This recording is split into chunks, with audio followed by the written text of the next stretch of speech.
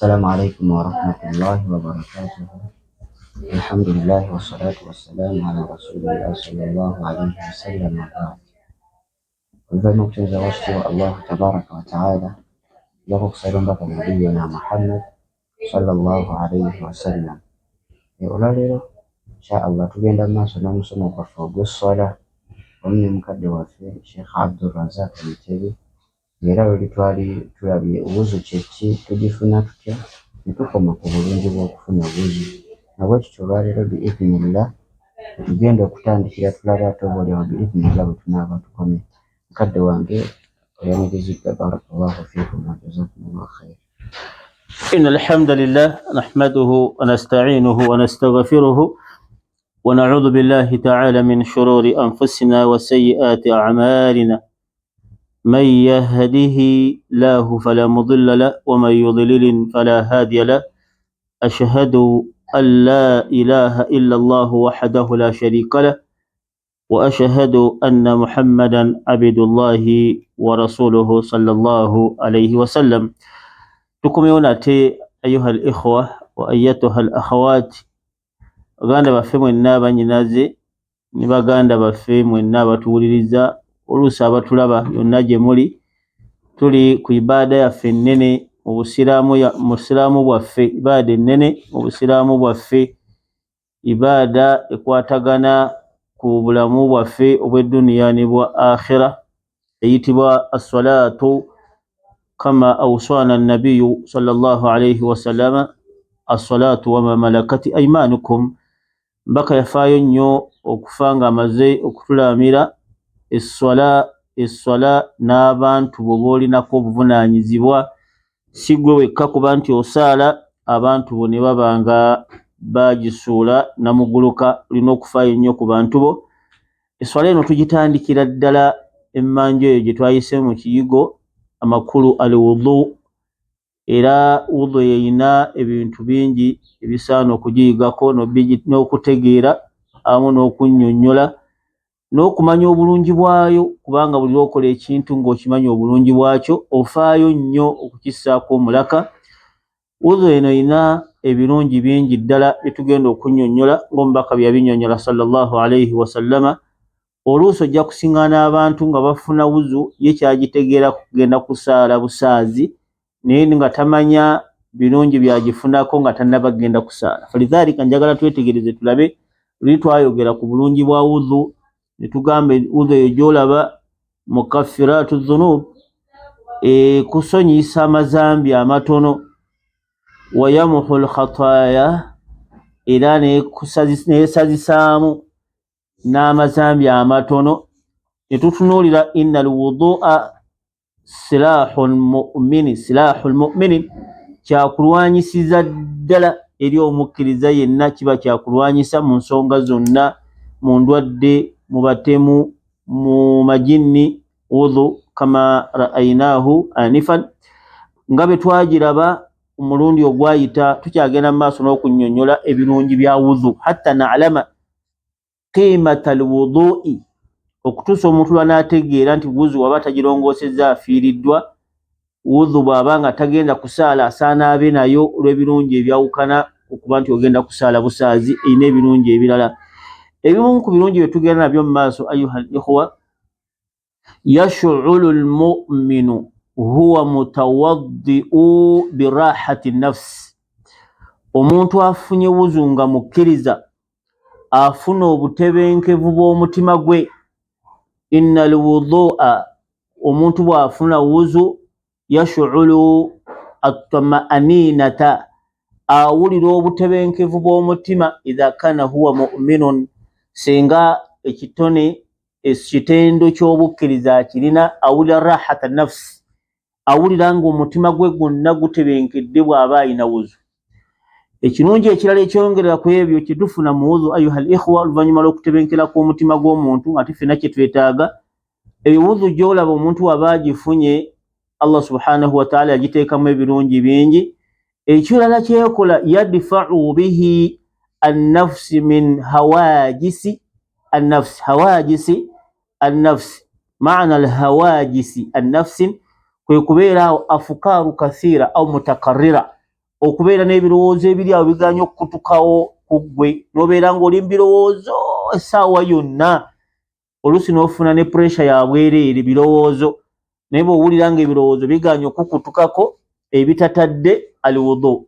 Wudu eyo n'omulimu gwekola yadfa'u bihi nnafsi min hawajisi annafsi, erwanyisiza ddala nedifendinga neziyiza ebirowoozo ebitatadde ebikuviiramu n'okufuna endwadde endala. Wudu w'ekitiibwa Allah subhanahu wa ta'ala yakimanya bulungi nti abantu balina ebizibu by'ebirowoozo ebitakutukawo, naye bw'owulira nga bitandise okujja, tawadda, genda ofune wuzu kama amarna dhalika nabiyu sallallahu alayhi wasallam. Ekirala wuzu kyekola mu birungi byayo, yadfa'u waswasa ash-shaytan, waswasa shaytan, okubeerawo nga shayitaani ekulabankanya totebenkedde, kino totebenkera, mu kino totebenkera, mu kino totebenkera, oli awo waswasa, omutima oli awo obuukabuuka, genda ofune wuzu. Ebirungi ebyo byonna obisiŋŋaana mu wuzu singa obeera nti ogitegedde mu ngeri efaanagana bwe. Ekirungi ekirala kye tufuna mu wuzu ayuha nnaas, inshirahi sadri, inshirahi sadri, eyanjuluza omutima gwo, ekifuba kyo ne kibeera nga kivuddemu endwadde, endwadde kal ahdi au aqidin, kal aqidin au hakidin, kal ahdi aqidin, mulimu hakidin, hakidi bwe bukukuuzi.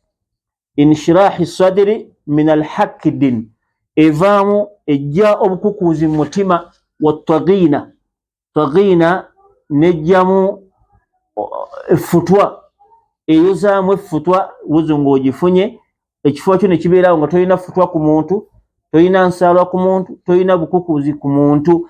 Senga olaba nti ofuna wuzu, wuzu obadde ogifuna naye ebyo nga bikulemeddeko, manya nti wuzu terina makulu gekkolako, kubanga omulimu gwayo mu birungi byayo kulwanyisa ezo ndwadde al-hakd, ensaalwa, obukukuuzi, effutwa ku mutima, obwo bonna bonna bonna obulwadde ebwozaamu singa obeera nga ogifunye. Wuzu ekirala kyekola mu birungi byayo, yutfi'u dharrata al-ghadabi, obusungu obuyitiridde, ezikiza obusungu.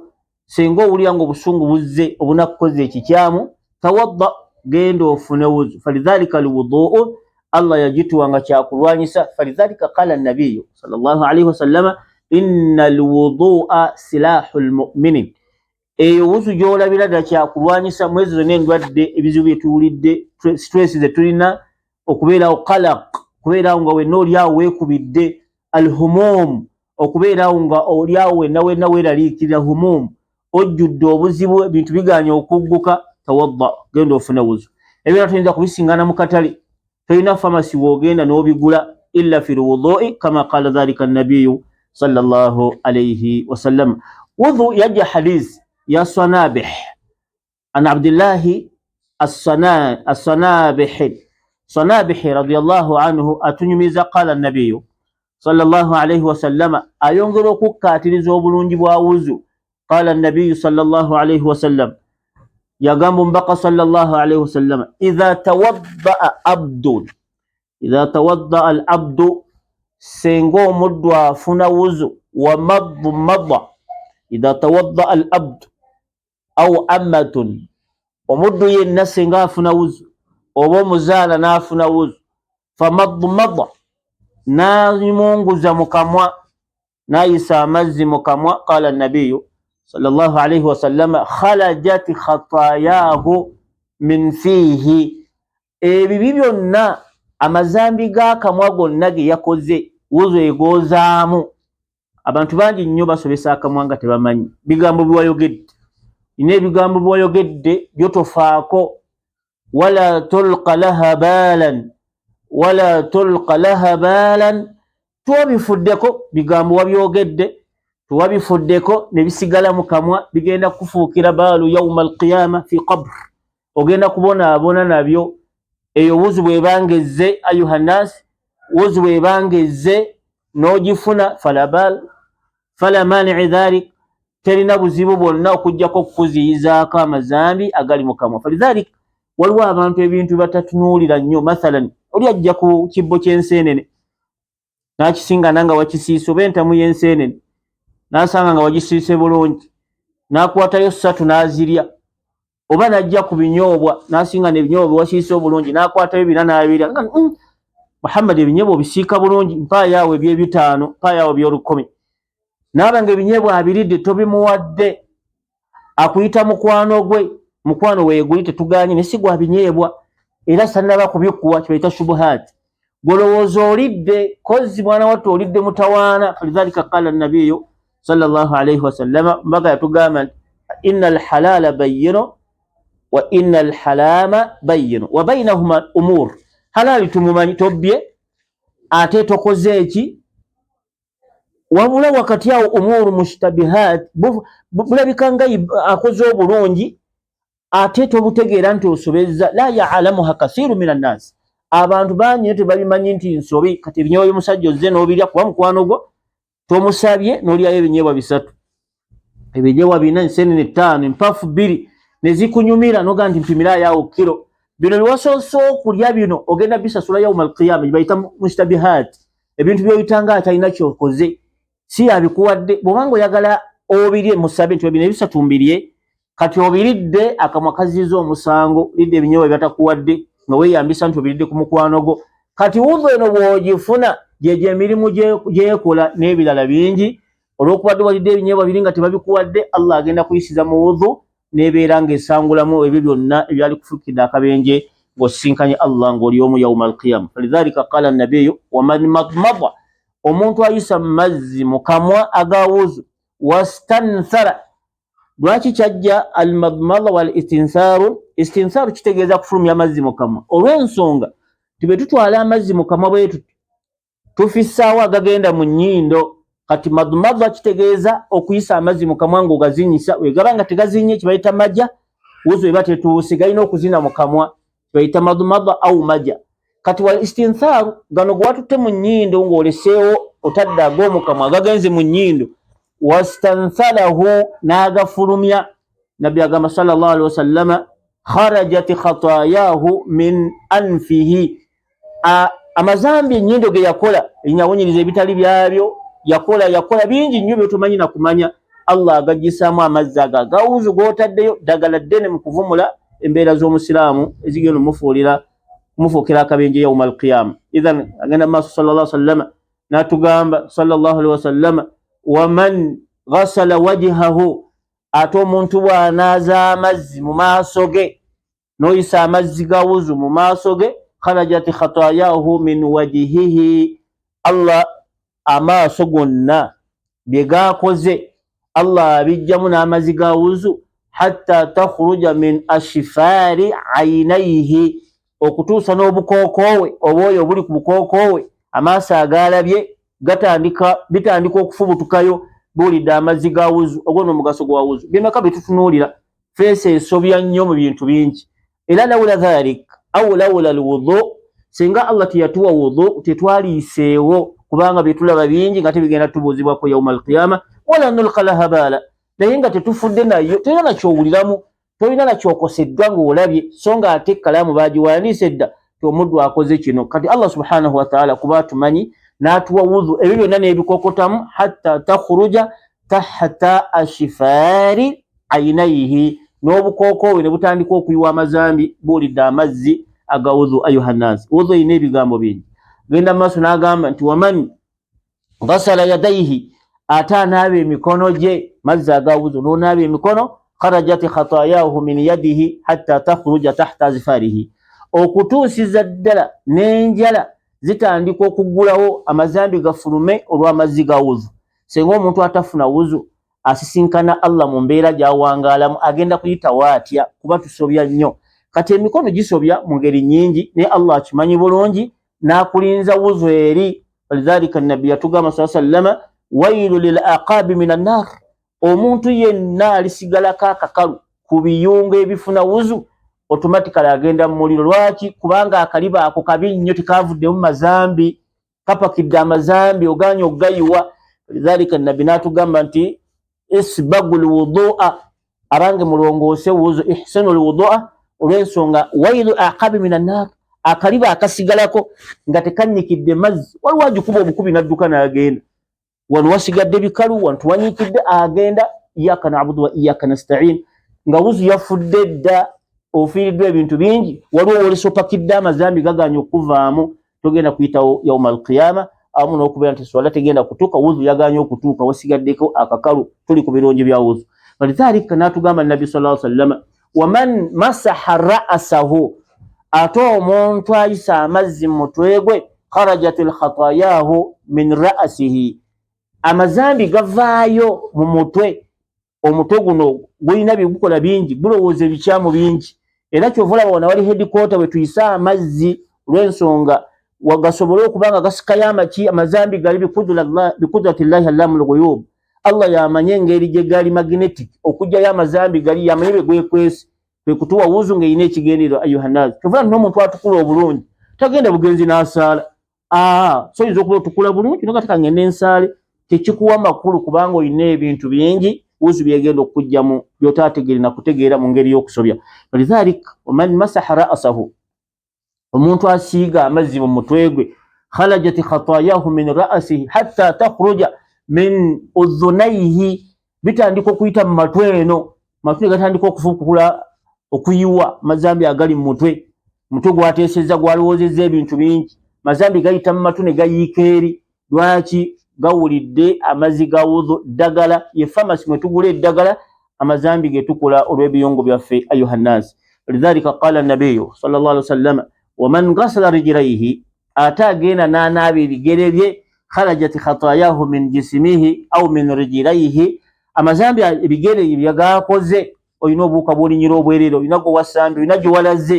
ebyo byonna Allah abigatta n'akulinza wuzu kubanga lwaki falamma khalaqaka Allahu khalaqaka min adh-dhanbi aw bila dhanbin Allah yakutonda bila dhanbin wagenda okuva mu lubuto nga tolina dhambi wa arada Allahu jalla wa ala an ta'uda bila dhanbi kama khalaqaka era nga bwe yakutonda kama khalaqaka Allahu bila dhanbin nga bwe yakutonda nga tolina dhambi ayagaloddeyo bila dhambi fadhalika farada alayna as-salata n'atulalikako swala gwe mulimu gwekola hatta na'uda bila dhambi tulema okuddayo n'amazambi kuba tetusobola kudda mu ttaka n'amazambi engeri y'enteekateeka ya Allah falidhalik n'omugenzi tumunaaza ne tumufunisa wuzu ebyo byonna byonna nteekateeka zakulaba ntumuzaayo nga talina amazambi olw'ensonga wuzu enyambula amazambi g'omwana Adamu galina agatali gali manene nga bw'agamba Omubaka sallallahu alayhi wasallam idha nazarta ila hadha alhadith alkarim bw'otunula hadisi eyo sharifu ekulaga bulungi nnyo obukulu bw'okufuna wuzu ku biyungu ebyo ebiri agenti nnyo mu kusobya Allah subhanahu wa ta'ala ne tuba nga tugenda okumaliriza obulamu bwaffe nga tumaliriza nga Allah musiimu lidhalika atukubiriza nnyo okulongoosa wuzu ne bw'oba nga toosaale funa wuzu obeere nayo olw'ebirungi ebifaanagana bwe bityo bye tuwulidde hadisi ejja neetwongera okukkaatiriza ensonga y'okuba nti wuzu nkulu nnyo sa'ala nabiyu sallallahu alayhi wasallama ashabahu Omubaka yatuuka n'abuuza ne basahaba be ng'abuuza umma yonna ala adullukum ala ma yamuhu Allahu bihi khataaya abange mbabuulireyo ekimu Allah kyasanguza nakyamazambi wa yarfa'u bihi darajat n'akusitula n'eddaala qaalu bala ya rasulallah n'abagamba isibaagu lwudu'i ala almakarihi okulongoosa wuzu mu kiseera w'ogifunidde nga sizoni nzibu ya mpewo owulira olusujjasujja owulira obunyogovu owulira noga nti la nina okufuna wuzu yarfa'uka Allahu daraja Allah akusitula eddaala wa yamuhu Allahu biha khataaya n'akusangulako n'amazambi olw'omulimu gw'okoze kufuna wuzu mu mbeera enzibu ennyo ey'obutiti tobugumya amazzi weeweeyo so nga ate tebakugaana bw'oba nga ofunisizza amazzi agookya naye olw'okubadde ky'oyagala kinene nnyo Allah akutunuulira nnyo n'eriiso ddala nnyo genda ofune mazzi ago agannyogoka genda onaaba amazzi ago agannyogoga kikyoyagala yarfa'uka Allahu daraja wa yamuhu Allahu bika alkhataaya Allah akuggyeko ku mazambi nga bwe kyajja mu hadisi wa yarfa'u Allahu bihi darajat Allah akusitula eddaala wa yamuhu alkhataaya n'akusangulako amazambi lidhalika qala an-nabiy sallallahu alayhi wasallam fadhalikum ribaatun wama ma'ana ribaat ribaatu kye yali ategeeza wano nti eyo eba jihaadi gy'olwanyisa okufuna ebirungi eyo ye jihaadi yo gy'osigazza obeere ng'olwanyisa amazambi go n'okufuna wuzu. Fadhalikum ribaatu, nammwe eyo jihaadi gye mulina, yingira mu jihaadi olwanyise amazambi go n'okufuna wuzu nga bw'akinyonyola sallallahu alayhi wasallam. Lumu mbaka sallallahu alayhi wasallam tukyali ku birungi ebifunika mu wuzu, walakinna akthara nnasi la ya'lamun, bantu bangi tebabimanyi. Lumu nabbi sallallahu alayhi wasallam yalambulako ku kabbuli, dhahaba nabiyu ila maqbara, bwagenda okulambula kabbuli sallallahu alayhi wasallam, falamma wasala ila maqbara faqala assalamu alaykum dala qawmi almu'minin, abange emirembe gibeere gye muli bannaffe abali mu mayumba ago aga kabbuli, wa inna insha allahu bikum lahikun, naffe tuba wa assurance tujja lahikuna, tugenda kubasisinkana. Wamala nabbi sallallahu alayhi wasallama okusabira baganda baffe, birowoozo bimujjira, n'agamba subhanallah, saawa yonna nange bandeeta wano, n'ayogera ekigambo kino kyetwagala okulaba nti wuzu ya bbeeyi nnyo. Faqala nabiyu sallallahu alayhi wasallama, n'agamba nti waradtu law anna ra'ayna ikhwanina, ndabye nnyo atunudde ku kabbuli n'alowooza saawa yonna ayinza okuyingirawo nga teyeesikidde kawanja, n'agamba nti kale senga baganda bange abo mbalabyeko, ndabye nnyo okufa nga sirabye ku baganda bange. Kuba saawa yonna wano ayogedde akagambo lahikun, wa inna insha allahu bikum lahikun, ng'abategeeza naffe tujja. Kati akalowooza ako kamuleetera ekigambo ekyo nti subhanallah, saawa yonna ngenda kusisinkana Allah, bandeeta wano bano bannange we bali. Naye n'agamba nti wadattu anna ra'ayna ikhwanina, baganda bange waliwo besigenda nakulabako eyo, nyinza obutabalaba eyo gye bali. Basahaba baaliwo kuba bagenda bangi. Basahaba ne bawulira ng'ayogedde okunyolwa kanyolwa, atunudde ku kabbuli n'ayogera ekigambo ky'okunyolwa nti ndabye nnyo baganda bange sibalabyeko. Ne bamubuuza nti ya rasulallah alasna ikhwanuka, gwe kyotegeeza bali wano wonna tekuliko muganda wo? Qala nabiyyu sallallahu alayhi wasallam, mbaka n'agamba nti antum ashabi, kituufu, naye ate mmwe muli ashabi, mutambula nange, mbalabako mmwe mbalaba. Walakinna ikhwani alladhina ya'tu, abagenda okujja min ba'dik, oluvannyuma lwammwe nga mwaggwawo dda nga nange siriiwo sibamanyi. Banange njagala ofunire hadiisi eno erimu ebyokuyiga biyitirivu. Mwe muli baganda bange sikiganye, naye ate mbalabako, naye bali sibalabako. Ya'tuna min ba'dikum, bagenda kujja nga mwaggwawo dda nange sibalabangako. Basahaba ne basiriikirira. Faqala nabiyyu sallallahu alayhi wasallama, mbaka n'abagamba nti bali baganda bange balina enkizo nnene. Antum akaltumuni, mmwe tulya nammwe, washarabtumuni, tunywa ffenna, watakallamtumuni, mwogera nange, washahadtumuni, mundabyeko. Walakinna alladhina ya'tuna min ba'dikum, abagenda okujja abali eyo, yu'minuuna bi, bagenda kunzikiriza, walam yarawni, nga tebandabye nako, yaqra'unani fi kutubi, bagenda kundaba bulali mu bitabo, banjogereko banzikirize, bantu abo balina enkizo nnene. Basahaba bano ekintu ekyo kyabakwatako nnyo, ne bamubuuza nti kaifa ta'rifuhum ya rasulallah, abantu b'oyogerako bw'ogenda kubategeera otya? Bantu bali eyo tobamanyi, nawe tobalabangako, ne lwe banajja tolumanyi, naye ate onyolwa nnyo okulaba nti oyagala nnyo balabeko. Kaifa ta'rifuhum, olibategeera otya? Lam ya'tu ba'di min ummatik, tebannaba na kulabikako mu kibiina kyo, nti gye bali eyo bali wala, naye tebannaba na kujja, olibategeera otya? Faqala nabiyyu sallallahu alayhi wasallam jawaabu muqni'in, n'aleeta jawaabu okwanukula okulungi ennyo, n'abagamba nti abange ara'aytum, naye mwe mukiraba mutya, law anna ar-rajula lahu khayrun gurrun, senga omuntu, tuli hadiisi eno ne entegera ya nabbi sallallahu alayhi wasallam n'okulagira ddala nga yali ayogera ku ffe ffennyini abaliwo, n'agamba nti ara'aytum, mwe mukiraba mutya, law anna ar-rajula lahu khayrun gurrun, mulaba mutya omusajja ng'alina ensolo ye, ensolo eyo gurrun, ng'ensolo erina akabala mu maaso akeeru, n'akabala mu maaso akeeru, akabala akeeru ako keeyina,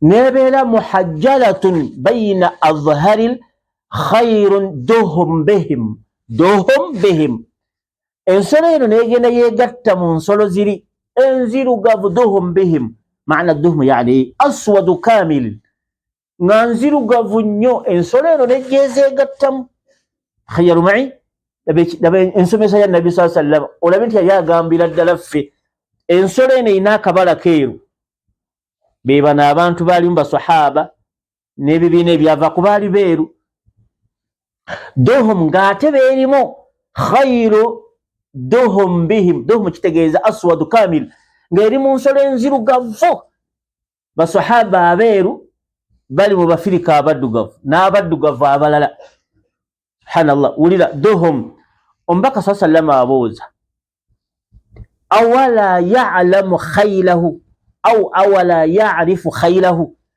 ensolo eno erina akabala akeeru neyegatta muziri enzirugavu ennyo omuntu ono bw'anyonya ensolo ye eyinza omubula wadde nga ziri zonna nzirugavu ye erina akabala akeeru ziri tezirimu kantu konna aswadu damis nzirugavu ddala kyokka eno ye erina akabala omuntu nayinza obutagitegeera qalu la ya rasulallah of course alina okugimanya kadhalika ya atuna naawe benjogerako ya atuna ghurran muhajjarin min athari lwudu bagenda kujja nga wuzu kyebakola bonna bakayakana nga bonna wuzu gye baafuna gye basoma mu bitabo nga tebandabyeko watabbaquuhu ne bagikolera ddala ala darubi nga bwe nasomesa ya atuna ghurran muhajjarin min athari lwudu bagenda kujja nga bonna batemagana bulungi nnyo ng'era buli omu abalaba kati ate abo ngenda kubamanyira kuki min athari lwudu engeri gye baafunangamu wuzu egenda kubawula ku nsi yonna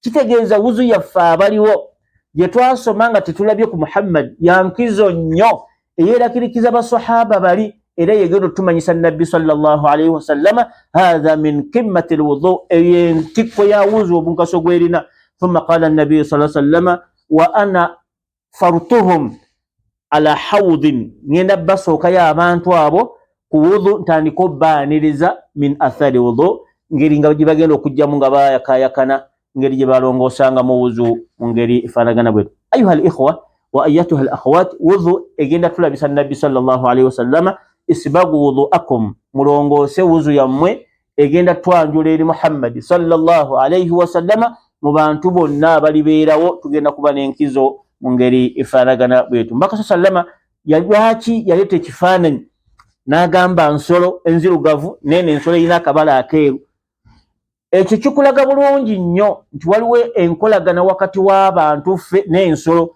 ziba ziyita hayawaanu ghairu naatiqi nahnu hayawaani naatiq ffe ebisolo ebyogera biri ebitayogera so yali badde agamba senga omuntu alina essaati ye erimu akabala akeeru n'agiteeka mu masaati amaddugavu ddala ayinza okumanya olugoye lwe naye gundi erabika bulungi era etegereka bulungi essaati ye agimanya erimu akeeru mu nzirugavu naye lwaki yagamba ensolo enjeru ku nsolo enzirugavu amakulu ffe abaddugavu abali eno n'abatufaanana nabali abali baabeeru tugenda lillahi rabbil alamin tukyagenda maaso n'essola tubadde tukyali ku nsibiko ya wudhu insha allah tulinde ebiddako omulundi omulala bwanabakkiriza nnyini nsi n'eggulu ebikwatagana n'essola wasalaamu alaikum warahmatullahi wabarakatuhu.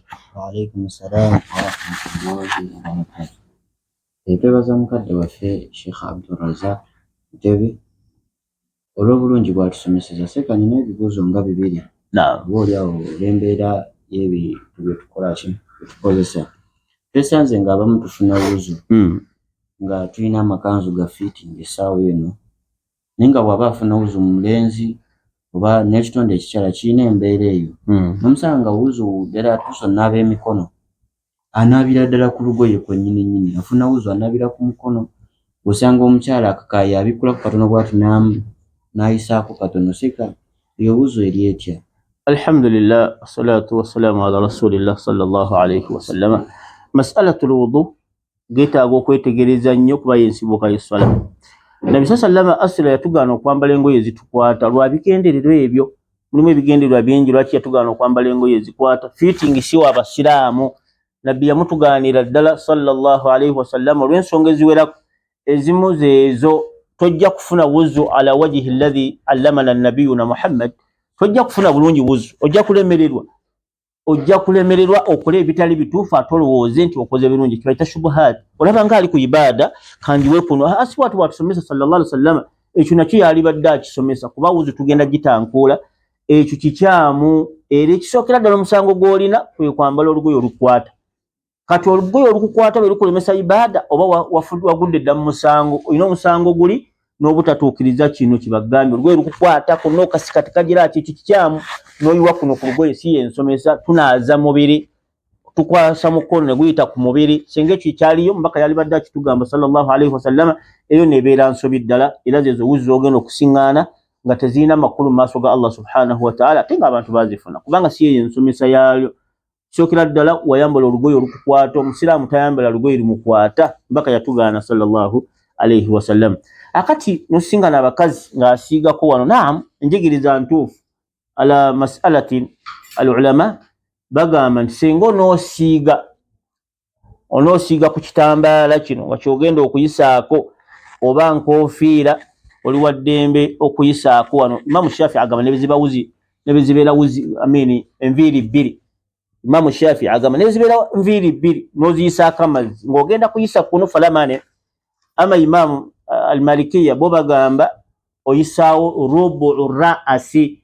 Bw'oba onoosiiga ku katambaala osiiga koota ya mutwe, osiiga koota ya mutwe. Imamu al-Malikiya osiiga koota ya mutwe. Kaifa taarifu, ogitegeera otya rubu ar-ra'as, koota y'omutwe? Kwe kutwala ekibatu n'okitwala bw'oti n'osiiga. Awo woba osiize ng'onoosiiga katambaala gye bayita koota ye Imamu al-Malikiya gye bagamba. Ash-Shafi'i bagamba bw'onooba onoosiiga ku katambaala siigako kw'osiize kwonna bikula katono, yisaako bw'oti ku kitambaala. Amma atalina kitambaala ensiiga twagiraba, osiiga n'otwala zino engalo ssatu ne zisiiga wakati, bino ne bisiiga ebbali w'omutwe, zino ne zigenda mu matu, zino ne ziyita ebbali. Oyo atalina katambaala ku mutwe mu mbeera efaanagana bwetyo. Okusiigako ng'ogenda kusiiga ku katambaala, naye togenda kusiiga ku katambaala n'osiiga ku wuzi gundi nviiri bbiri ssatu, eyo khata ebeera nsobi. Amma n'asiiga ku kitambaala oba ku nkoofiira oli wa ddembe okusiigako akatundu konna k'oba osiize ku nviiri, kama qaala Shafi'iyya, tewali mutawaana. Amma al-Malikiyya ebeera koota. Koota bagibala batya? Osiiga wajja ekibatu, bw'osiiga bw'oti oluvannyuma n'osiiga ku kitambaala, tewali buzibu bwonna. Atagenda kukola ekyo tusiiga ne tutwala ate ne tukomyawo mu ngeri y'okuba nti omubaka bw'atuyigiriza era bw'atu bwe yakola sallallahu alaihi wasallama nga bwe tugenda nga tuyiga al-wudu. Barakallahu fiikum. Ekibuuzo ekyokubiri, barakallahu fiika, obulungi mu birungi byeyogedde. Naam. Nakuwulirako lumu ng'otusomesa ku nsonga y'okufuna wuzu nga tugenda okwebaka. Naye bangi mu ffe tetukiwadde budde. Ekyo kiri kitya? Bulungi ki obuli mu kufuna wuzu ng'ogenda okwebaka? Awalan wuzu y'okwebaka erina ebirungi bingi. Sooka otunuulire nti buli muntu lw'agenda okwebaka shayitaani emwetalirako. Shayitaani yeetalira ddala ku muntu oyo. Erina okufukira mu matu oleme okuzuukuka. Erina okufukira mu matu otulo tukukwate swala etuuke ya subuhi ekuyiteko. Ekyokubiri, shayitaanu ejja neesula ku mituli gy'ennyindo. Bw'oba toyina wuzu ejja neesula ku nnyindo zo wano nereka ng'ekufukidde. Kati ebyo byonna wuzu twagiyita silahun, etaayiza kyakulwanyisa. Shayitaani tesemberera muntu wa wuzu, amajini tegaagala muntu wa wuzu. Bwe gaba nga geekase ne gajja gayisibwa bubi nnyo oluusi n'okukufiiramu. Kati bw'oba ng'ofunye wuzu kigambo kikulu. Ekyokubiri, okwebaka Nabbi sallallahu alaihi wasallam yatugamba nti al-mautu akhu nawm aw an-nawm akhu al-maut. Okufa n'okwebaka ba luganda. Tolaba nti omufu bwe tuba tugenda omuziika tumufunisa wuzu. Naawe nga bw'oli mu layini y'okufa olina okufuna wuzu. Okufa na muganda w'oli asooli tugambye nti okufa ba luganda n'okwebaka y'ensonga mayiti tugifunisa wuzu. Naawe mayiti yo gifunise wuzu, genda mu buliri oyinza obutadda kubanga ba luganda bitukolera ebitukola n'eno. Y'ensonga lwaki osoma n'azikaali zino oyinza obutadda kubanga oba mu tesiti ya kufa mu ngeri efaanagana bwetyo. Bw'ofa ng'olina wuzu kya bbeeyi nnyo nga bwe tuziika muganda waffe ng'alina wuzu mu mbeera zonna mu njigiriza y'Obusiraamu. Barakallahu fiikum. Barakallahu fiikum wa jazakallahu khairan. Mu bufunda bw'obudde bi'idhnillah mutukkirize tukome awo, buli awo omulundi ogunaddako insha Allah, Allah bw'alibakkiriza tujja tusisinkana. Nagamba gwe wenna alina ekibuuzo ky'obuuza biidhnillah osobola okiteeka mu comment section yawe, ebbanga lyekimala nga kikwatagana n'omusomo gwa wuzu. Tujja kuba tubijjawo biidhnillah era tubibuuze Sheikh ow'ekitiibwa atuwe ansa ku byo mu kaseera akatuufu biidhnillahi tabaraka wa taala. Wa sallallahu ala sayidina Muhammad wa ala alihi wa sahbihi wa sallim walhamdulillahi rabbil alamin. Assalamu alaikum wa rahmatullahi wa barakatuh.